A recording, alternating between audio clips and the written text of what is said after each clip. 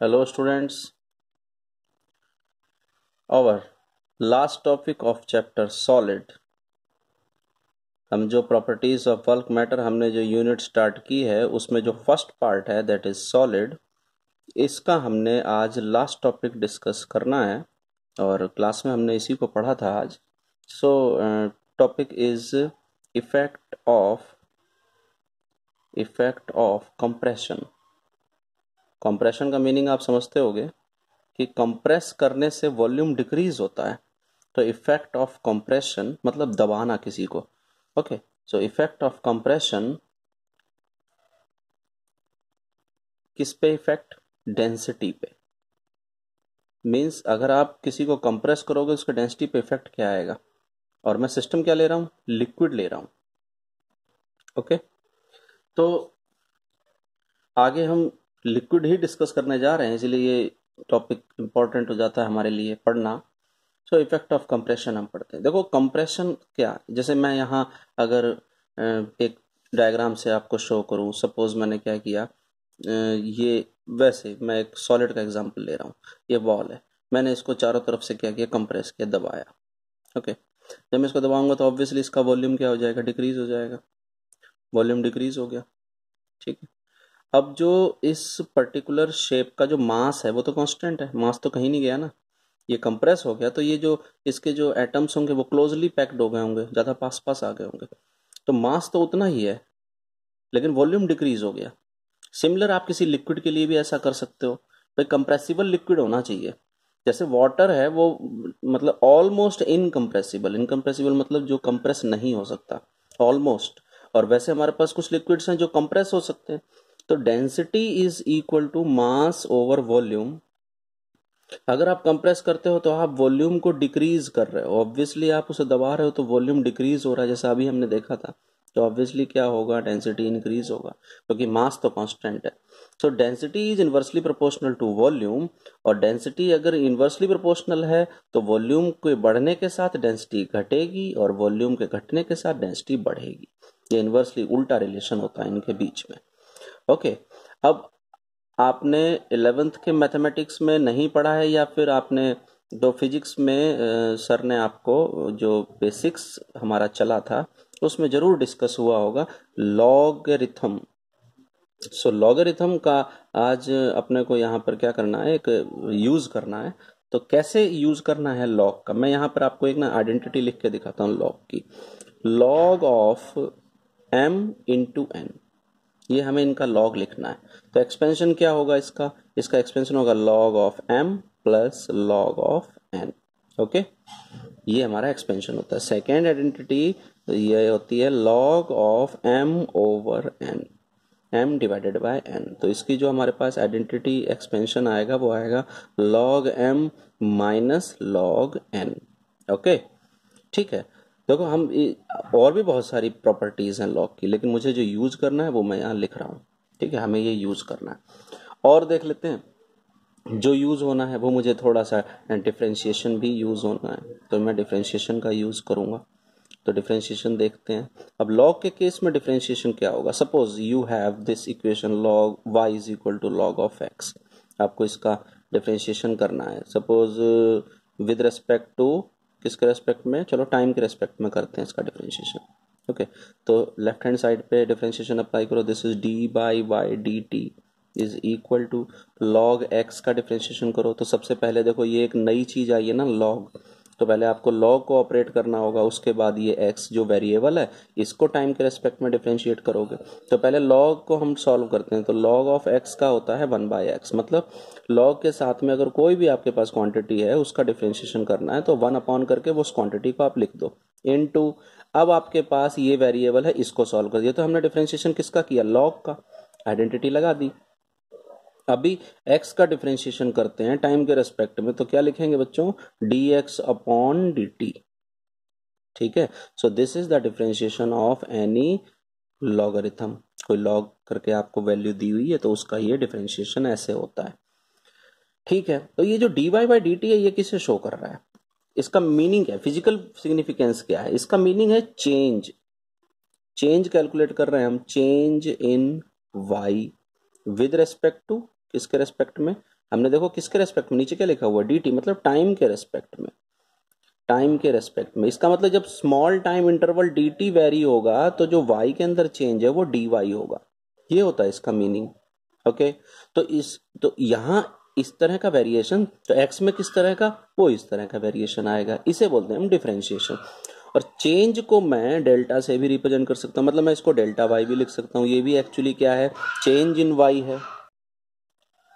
So delta Y is change, मतलब मैं इस चेंज को, ये भी तो एक चेंज है, डिफरेंशिएशन ऑल्सो चेंज कैलकुलेट करते हैं हम, तो मैं डेल्टा वाई से इसको क्या कर सकता हूँ, रिप्रेजेंट कर सकता हूँ। ठीक है, चलिए अब हम अपने टॉपिक को स्टार्ट करते हैं। जो यूज करना था वो मैंने यहाँ पर लिख दिया है, आपको समझ आ गया होगा, नहीं तो आप इसको रिपीट देखकर भी और ज़्यादा क्लैरिटी ले सकते हो। ठीक है, प्रैक्टिस करनी है बच्चों, हर टॉपिक की प्रैक्टिस नहीं करोगे तो नहीं होगा, प्रैक्टिस करने से ही होगा। लिख लिख के देखना होगा आपको, चीज़ों को न्यूमेरिकल सॉल्व करने होंगे, आर्टिकल को लिख के देखना होगा, तो बार बार लिखोगे चीज़ों को तो फिर वो आपके लिए क्या हो जाएंगी, इजी हो जाएंगी। तो density is mass over volume. अब डेंसिटी का यूज, डेंसिटी को आप बार बार जगह देखोगे, यूज करोगे, लिखोगे, तो आप इसके लिए हैबिचुअल हो जाओगे, मास ओवर वॉल्यूम इजिली आपको याद हो जाएगा ये। ठीक है, चलिए तो सबसे पहले हम क्या करते हैं, यहाँ लॉग अप्लाई करते हैं इस इक्वेशन के लिए। लॉग अप्लाई करो, चलो दोनों साइड हम लॉग लेंगे तो इधर आएगा log of density is equal to log of, तो पूरी इक्वेशन का this is mass over volume, पूरी इक्वेशन के लिए सॉल्व होगा। ठीक है, तो अब यहाँ पर एक तरफ तो ठीक है, log of density rho is equal to, यहाँ आइडेंटिटी लगा सकते हैं मास ओवर वॉल्यूम, तो आइडेंटिटी यूज करो, ये रही identity, log M by N किसके इक्वल होता है, log M minus log N. तो यहाँ पर जो भी है आपके पास, m की जगह ये कैपिटल M है और n की जगह यहाँ पर v है, तो आप अप्लाई कर सकते हो इस आइडेंटिटी को, log of capital M minus log of v। Okay, चलिए आगे बढ़ते हैं। अब आपको इसमें देखो हमने क्या किया, अब लिक्विड है, सपोज करो कि ये आपके पास कोई कंटेनर है, ठीक है, इसमें हमने क्या किया, ये कोई लिक्विड भरा हुआ है, इसमें हमने क्या किया, इसके ऊपर ऐसे पिस्टन लगाया। पिस्टन मतलब आपने इसके क्रॉस सेक्शनल एरिया के इक्वल एक डिस्क लिया जो सिलेंडर में फिट कर दिया, तो उसके ऊपर ये रॉड लगा हुआ है। अब आप ऊपर से क्या करते हो, एक फोर्स अप्लाई करते हो, इस एरिया पे फोर्स अप्लाई होगा तो फोर्स पर यूनिट एरिया मतलब आप प्रेशर अप्लाई कर रहे हो। तो जब आप इसको प्रेशराइज करोगे तो ये पिस्टन डाउनवर्ड मूव करेगा। अच्छा, ये डाउनवर्ड आएगा तो क्या होगा, जो लिक्विड, ये वाला जो कंप्रेसिबल लिक्विड है, ये आपका अब इतने वॉल्यूम में शिफ्ट हो गया।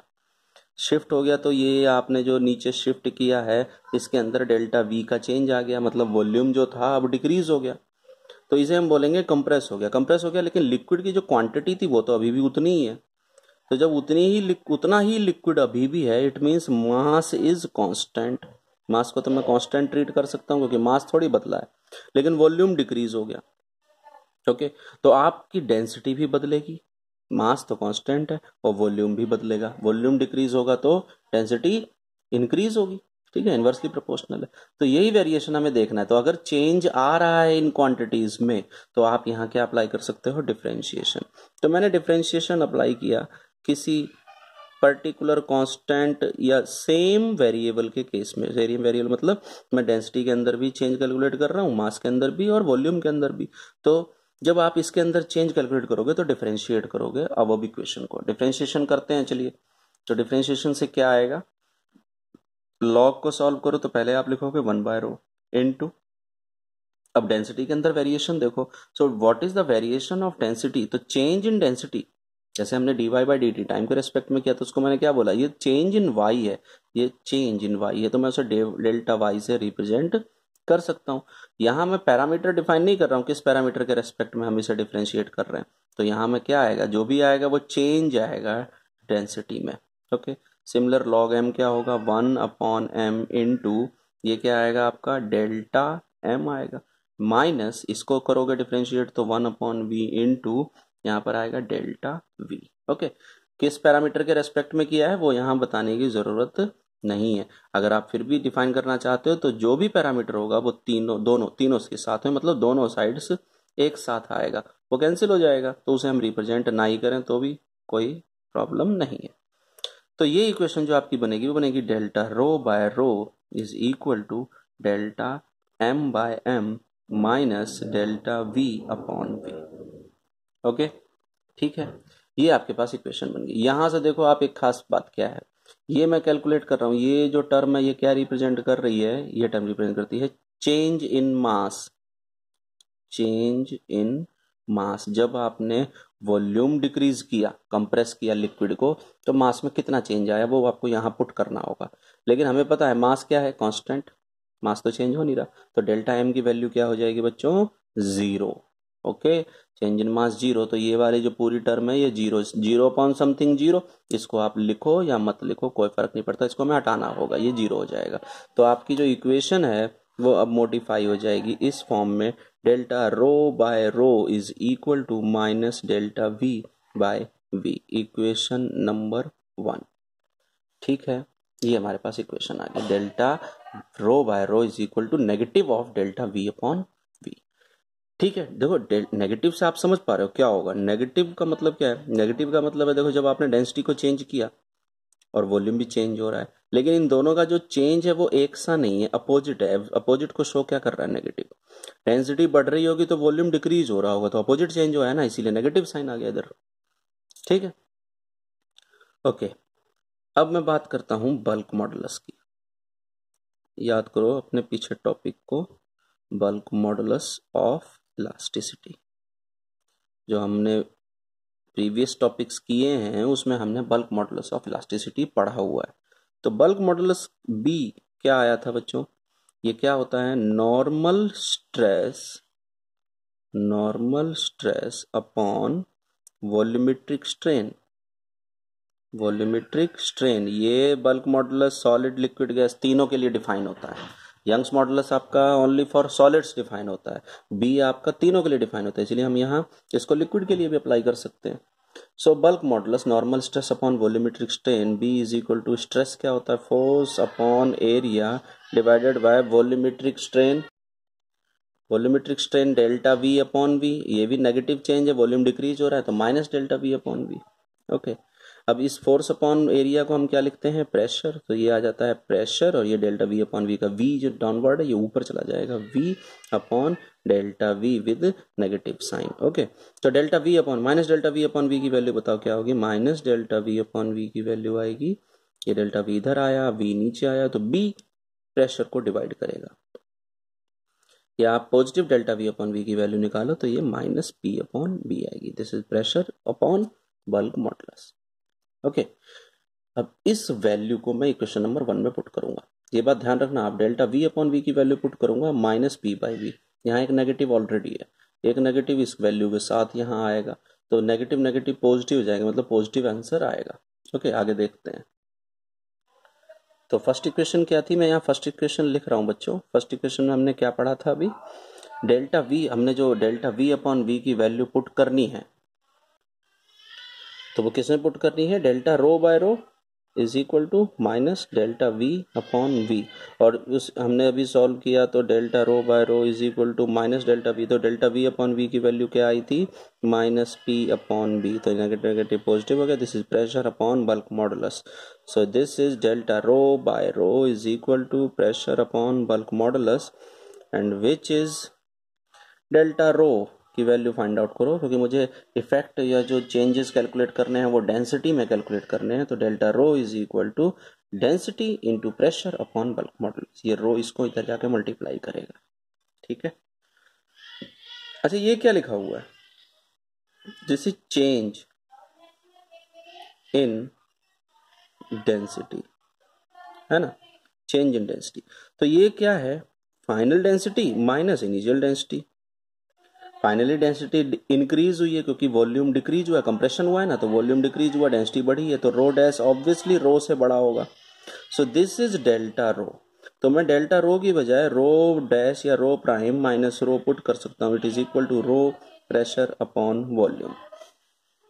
ओके, अब आपको नई डेंसिटी निकालनी है, इफेक्ट तो नए में दिखना है ना, तो नया डेंसिटी जो होगा वो कैसा रिलेशन रखेगा, ये रो इधर जाएगा, नेगेटिव का पॉजिटिव हो जाएगा, positive plus row p upon b which is rho prime is rho common 1 plus p upon b, this is the relation।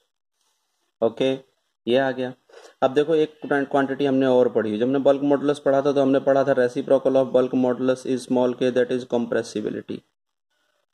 Compressibility, ये कंप्रेसिबिलिटी मतलब कि कोई लिक्विड कितना कंप्रेस हो सकता है, उसकी टेंडेंसी को ये रिप्रेजेंट करता है, डिफाइन करता है। So rho prime is equal to rho into 1 plus, ये देखो 1/b है ना, 1/b इंटू पी है, तो ये 1/b को मैं स्मॉल के लिख रहा हूँ इंटू पी, दिस स्मॉल के इज कंप्रेसिबिलिटी। तो ये रिलेशन आया हमारा नई डेंसिटी के लिए, this is new density. Okay ठीक है बच्चों, तो ये हमें रिप्रेजेंटेशन या फिर हम यहाँ पढ़ रहे हैं जो कि कंप्रेसिबिलिटी की वजह से डेंसिटी पे क्या इफेक्ट आता है, तो ये इफेक्ट आता है। ओके चलिए, तो थ्योरेटिकल हमारे पास ये चैप्टर फिनिश होता है। आज हम कुछ न्यूमेरिकल प्रैक्टिस भी कर लेते हैं, आप लोगों का काम होगा बाकी न्यूमेरिकल्स खुद से ट्राई करने हैं। तो एक न्यूमेरिकल है, मैं वही न्यूमेरिकल डिस्कस कर लेता हूँ जो हमने क्लास में किया था आज। तो बच्चों स्ट्रक्चरल स्टील रॉड है जिसका रेडियस 10 mm दिया हुआ है, ठीक है। तो एक रॉड है, steel rod, obviously steel rod है, और इसका जो रेडियस है वो आपको गिवन है, इट इज 10 मिलीमीटर, ठीक है, 10 मिलीमीटर है। Okay, length of rod L length है उसका 1 मीटर दिया हुआ है। और देखो तो कैसे हम रिप्रेजेंट करेंगे, ये आपके पास कोई फिक्स रिजिड सपोर्ट है और उसमें हमने ये रॉड सस्पेंड कर दिया। जब रॉड सस्पेंड किया और ये रॉड जो है ये आपका लेंथ 1 मीटर लेंथ का रॉड है और इसका जो रेडियस है वो 10 mm है, ठीक है। यहाँ डाउनवर्ड डायरेक्शन वो कह रहा है कि एक आपने फोर्स लगाया 100 किलो न्यूटन का, फोर्स लगाया 100 किलो न्यूटन का। जब इतना फोर्स लगाओगे तो ऑब्वियसली ये स्ट्रेच होगा, स्ट्रेच हुआ तो क्या हो गया होगा, इसकी लेंथ कुछ बढ़ गई होगी। मैंने यहाँ तक रॉड माना हुआ है, ये फोर्स दिखा रहा हूँ मैं, ये फोर्स दिखा रहा हूँ, रॉड यहीं तक है, तो ये इसकी इनिशियल लेंथ थी, अब ये इतनी होगी, यहाँ आप ये फोर्स अप्लाई कर रहे हो, अब ये इतनी होगी, तो ये जो आया चेंज, ये आया डेल्टा एल का, आया होगा जरूर, क्योंकि एक्सटेंशन तो हुआ है ना। फोर्स डाउनवर्ड डायरेक्शन में जाएगा तो रॉड के अंदर क्या आएगा, चेंज आएगा, लेंथ में चेंज आएगा, तो चेंज आया तो जो रॉड है वो स्ट्रेच हो गया, वो थोड़ा उसमें अलोंगेशन आ गया, ठीक है। आपको क्या करना है, कैलकुलेट करना है ए पार्ट। सबसे पहले आपको यहाँ स्ट्रेस कैलकुलेट करना है, कितना स्ट्रेस अप्लाई हो रहा है। बी पार्ट आपको यहाँ पर एलोंगेशन कैलकुलेट करना है, एलोंगेशन मतलब कि लेंथ में कितना चेंज आया, कितना आया हम यहाँ रिप्रेजेंट कर तो रहे, कितना डेल्टा एल है वो, ठीक है। और सी पार्ट आपको परसेंटेज स्ट्रेन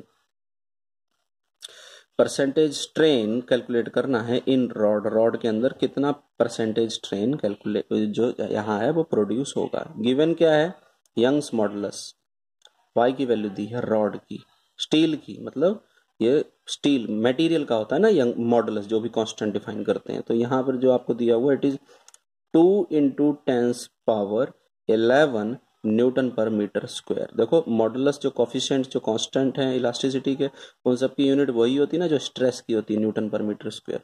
तो ये आपको दीजिए गिवन क्या क्या है, रेडियस गिवन है 10 mm और ये लेंथ गिवन है 1 मीटर, ओके। और ये फोर्स है 100 किलो न्यूटन जो डाउनवर्ड डायरेक्शन में लग रहा है यहाँ इसको स्ट्रेच करने के लिए। और Young's modulus 2 into 10 power 11 newton per metre square, ये स्टील का यंग्स मॉडुलस है, यंग्स मॉडुलस ऑफ स्टील, ठीक है। तो आपको कैलकुलेट क्या करना है, यहाँ पर आपको कैलकुलेट करना है स्ट्रेस, जो ये देखो ए बी सी लिखा है हमने, एलोंगेशन और परसेंटेज स्ट्रेन इन रॉड, ये कैलकुलेट करना है। चलो करते हैं, बहुत आसान है। ए पार्ट स्ट्रेस, सभी बच्चों को पता है स्ट्रेस का फॉर्मूला क्या होता है, फोर्स अपॉन एरिया, ठीक है। फोर्स कितना लग रहा है बताओ, फोर्स लग रहा है 100 किलो न्यूटन, किलो, किलो को भी आप यहाँ रिप्रेजेंट करोगे, किलो होता है 10⁻³ ओके, न्यूटन, इतना तो फोर्स आ गया, डिवाइडेड बाय एरिया। एरिया आपका देखो रॉड है तो नीचे आपका क्रॉस सेक्शनल एरिया बन रहा होगा, रॉड है जैसे ये रॉड है और इसका क्रॉस सेक्शनल एरिया अगर मैं 3 डायमेंशनल शो करूँ तो इससे सर्कुलर होगा, तो इसका जो एरिया होगा वो क्या होगा बच्चों, पाई आर स्क्वायर। तो यहाँ आएगा पाई इंटू आर इसका स्क्वायर। तो आर पहले डिफाइन कर लेते हैं, आर दिया हुआ है 10 mm, ठीक है। 10 mm मतलब मिलीमीटर में है, लेकिन मैं एसआई में बात करूंगा, एसआई यूनिट में, तो आपको इसको मीटर में कन्वर्ट करना होगा। तो 1 millimetre is equal to 10⁻³ 1 mm is equal to 10⁻³ metre. यहाँ है 10 mm, तो 10 इंटू 10⁻³ मीटर, ये है पावर 1, ये है पावर -3, तो r क्या हो जाएगा, -3 + 1 -2, तो 10⁻⁻2 metre. This is radius of the rod. Okay, तो r की वैल्यू यहाँ पुट करके हम स्ट्रेस कैलकुलेट कर सकते हैं। तो stress is equal to 100 into 10⁻³ divided by pi की वैल्यू 22/7 इंटू r का स्क्वायर करना है, ठीक है। तो r है आपका 10⁻⁻2 और इसका भी स्क्वायर। तो ये है 3 जीरो ऊपर है, यहाँ ये 2 जीरो है, तो मैं इसको डायरेक्टली 10⁻5 लिख सकता हूँ, डिवाइडेड बाय आप इसकी वैल्यू 22/7 यहाँ रखो इंटू, जब -2 का स्क्वायर होगा तो ये -4 हो जाएगा बच्चों, ठीक है। और ये -4 ऊपर जाएगा तो पॉजिटिव हो जाएगा। तो स्ट्रेस इज इक्वल टू 22/7 इस डिनोमिनेटर में, तो इसको लिखूंगा मैं, अगर डिनोमिनेटर में इसको ऊपर लाऊंगा तो 7/22 इंटू 10⁻5 ऊपर था, 10⁻⁻4 ऊपर गया, माइनस का पॉजिटिव हो गया, प्लस हो गया, तो ये आया 7/22 इंटू 10⁻9। स्ट्रेस है, unit obviously Newton per metre square चल रहा होगा। चलिए इसको सॉल्व कर लेते हैं। 22/7 को सॉल्व करते हैं, 7/22 को सॉल्व करते हैं, ये आया आपका 0.318। बच्चों आप कैलकुलेटर यूज नहीं करोगे, ठीक है। Stress is equal to 0.318 into 10⁻9। अब मैं इसको, जो 1 से लेस वैल्यू है, इसको मैं क्या करता हूँ 3.18 लिखता हूँ इंटू, तो 10⁻9 में से एक यहाँ से ही तो 10 लिया होगा, 1 0 इधर आया होगा, तो ये 10⁻8 newton per metre square. This is stress. ये है वो स्ट्रेस जो रिस्पॉन्सिबल है इस स्टील रॉड के एलोंगेशन के लिए। तो पहला पार्ट हमारा आंसर आ गया 3 × 1.8 × 10⁻8 न्यूटन पर मीटर स्क्वायर। चलो इसका बी पार्ट सॉल्व करते हैं बच्चों। बी पार्ट क्या है? So what is B part?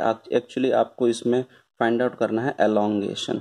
तो एलोंगेशन का मतलब है इंक्रीज और चेंज इन कॉन्फ़िगरेशन। ओके, यहाँ इंक्रीज हुआ है तो डेल्टा एल आपको फाइंड आउट करना है। देखो मैं आपको यंग्स मॉडुलस याद दिलाता हूँ, हमने पढ़ा हुआ यंग्स मॉडुलस, यहाँ हम यंग्स मॉडुलस की ही बात कर रहे हैं। क्या था formula? Normal stress upon longitudinal strain, longitudinal strain, ठीक है। So y is equal to normal stress upon longitudinal strain का मतलब डेल्टा एल बाय एल, और नॉर्मल स्ट्रेस क्या है? Force upon area upon delta L by L, ठीक है। So this is Young's modulus, y is equal to force into L upon delta L into area, ऐसे लिखेंगे। आपको delta L की value find out करनी है। मॉडिफाई करो इस फॉर्मूले को तो हो जाएगा force into length upon area into Young's modulus. आपको सभी वैल्यूज गिवन है। फोर्स पता है 100 kilo newton, length 1 metre, area अभी हमने पीछे फाइंड आउट किया पाई आर स्क्वायर करके, और यंग्स मॉडुलस की value 2 × 10⁻11 Newton per metre square. तो ये सभी वैल्यूज जब हम पुट करेंगे तो हमारे पास जो रिलेशन है वो क्या आएगा? देखो वो रिलेशन क्या आएगा? फोर्स अपॉन एरिया, ये हमने सॉल्व किया है पिछले में ही, जो हमारा रिजल्ट आया था यही तो है stress, force upon area. Direct value put करो इसकी, it is 3.18 into 10⁻8, length 1 metre है 1, डिवाइडेड बाय यंग्स मॉडुलस मैंने पुट किया 2 × 10⁻11। Okay, so delta L is 3.18 upon 2 into 10⁻8 into 10⁻11 ऊपर आ जाएगा तो माइनस का हो जाएगा, नेगेटिव हो गया। इसको आप डिवाइड कर सकते हो, कितना होगा? 1.59 इंटू 10⁻8 9 10 11 माइनस का 3, ठीक है। अब आप डेल्टा एल है, ये मीटर में आया आंसर, एसआई में तो कर रहे हैं हम सब कुछ सॉल्व, तो मीटर में आया इसका आंसर। तो जो डेल्टा एल, आप जब रेडियस एमएम में है तो आप इसको एमएम में भी लिख के छोड़ सकते हो, अदरवाइज इसको मीटर में भी लिख के छोड़ सकते हो, doesn't matter. 1.59 into 10⁻³ metre is the answer. Okay, वैसे 10⁻³ दिखाई दे रहा है, तो 1 metre is equal to 10⁻³ millimetre, और 1 millimetre is equal to 10⁻³ metre. तो ये 10⁻³ मीटर है, तो मैं इसको क्या लिख सकता हूँ? 1 mm लिख सकता हूँ। तो इसकी जगह 1 mm लिख दो, 1 मल्टीप्लाई होगा 59 से, तो वो तो सेम रहेगा 1.59, साथ में mm आ जाएगा। So this is 1.59 mm। Okay, C part आपको कैलकुलेट करना है परसेंटेज स्ट्रेन। तो परसेंटेज स्ट्रेन, तो स्ट्रेन क्या होता है, डेल्टा एल बाय एल, ठीक है, ये था ना स्ट्रेन, लॉन्गिट्यूडिनल है यहाँ पे, तो डेल्टा एल बाय एल होगा। तो डेल्टा एल की वैल्यू कितनी आई, 1.59 इंटू 10⁻³ और एल कितना था, 1 था, ये भी metre cancel out, hence no unit, होती भी नहीं है, सही बात है।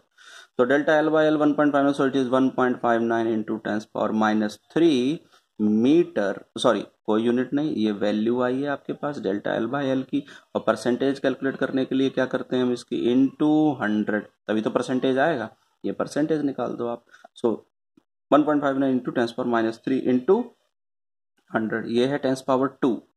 100 क्या होता है, 100 क्या होता है, 10⁻², ये है 10⁻³ 10⁻⁻1, तो इट इज 1.59 इंटू 10⁻⁻1। और इसी को हम क्या लिख सकते हैं, -1 का मतलब क्या है, इसको आपको क्या करना पड़ेगा और डिक्रीज करना पड़ेगा, तो 0.159%। ओके, और अगर इसको राउंड ऑफ करोगे तो राउंडिंग ऑफ अपने पढ़ा हुआ है, अगर 5 से ऊपर वैल्यू है तो इसको हम क्या कर सकते हैं, इसमें एक ऐड करके आप राउंड ऑफ कर सकते हो, it is 0.16%। Okay, this is the answer. तो बच्चों इसी तरह के नॉर्मल से क्वेश्चंस हैं आपके मॉडुलस से रिलेटेड, कोई सा भी मॉडुलस है आपका, कोई भी कोफिशिएंट है आपका, और यंग्स मॉडुलस हो या बल्क मॉडुलस हो, उससे रिलेटेड आपके पास इसी तरह के सभी क्वेश्चंस मिलेंगे। आप उन क्वेश्चंस को ट्राई करोगे, एक्सरसाइज करोगे, और जो भी प्रॉब्लम्स होगी वो हम शेयर करेंगे। Okay, thank you.